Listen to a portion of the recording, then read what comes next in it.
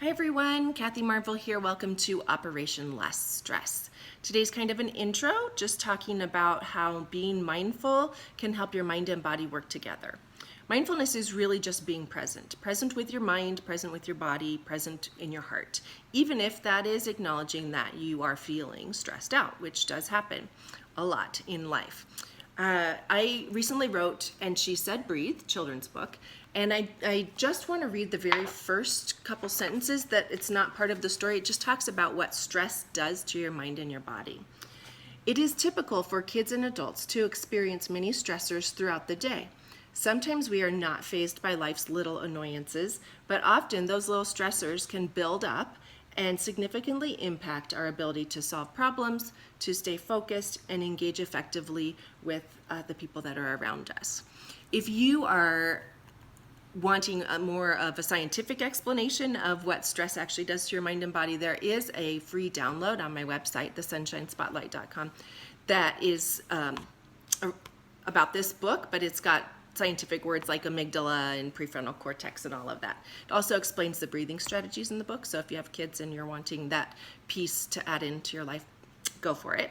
But for today's mindful moment, we are talking about how do we combat those stressors. And we use mindfulness, yes, of course. But we also put good habits into place. And so that's our theme for this week is habits. And so when things are going well, then we make them just a little bit better. And when things are awful and sucky and challenging, we can make those times just a little bit better too. Maybe not exceptional, but at least a little bit better. So today, in thinking about those habits, I want you to think about some good habits that you have so that you're acknowledging the good that's happening in your life. Maybe that's exercising daily, maybe it's putting good food into your body, maybe it is connecting with others in a positive way each day. Whatever your positive, good habits are that you have in place, keep those going. But I also want you to think for just a minute about maybe a bad habit or two or three that you have that maybe aren't serving you. And I would like for you to just pick one to focus on and be conscious about, and maybe decrease the amount of times that you're doing that thing, or maybe even break it.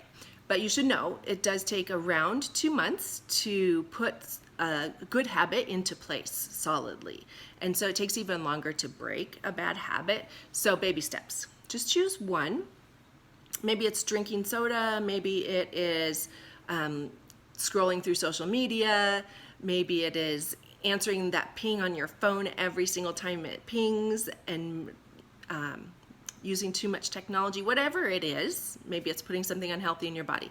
Whatever it is, choose one bad habit, just one, and I would like you to just focus on that for the next 7 days, for 1 week. And then if you can add on, great, because like I said, it takes a long time to make a habit stick, and so it also takes a long time to get rid of a bad habit.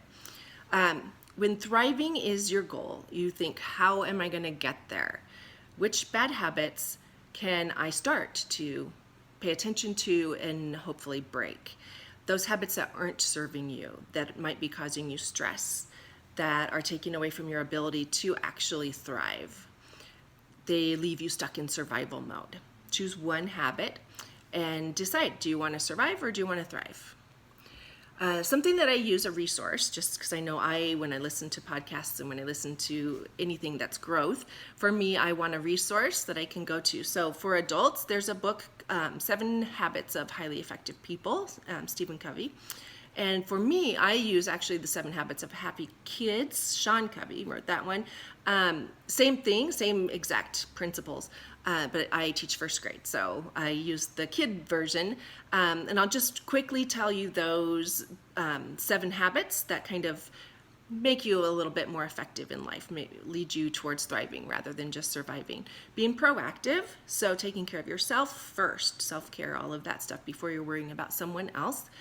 Begin with the end in mind, so goal setting, putting first things first, so prioritizing, thinking win-win when you do have a problem, being solution oriented, and so that both parties or both people involved in the conflict can feel like they're winning.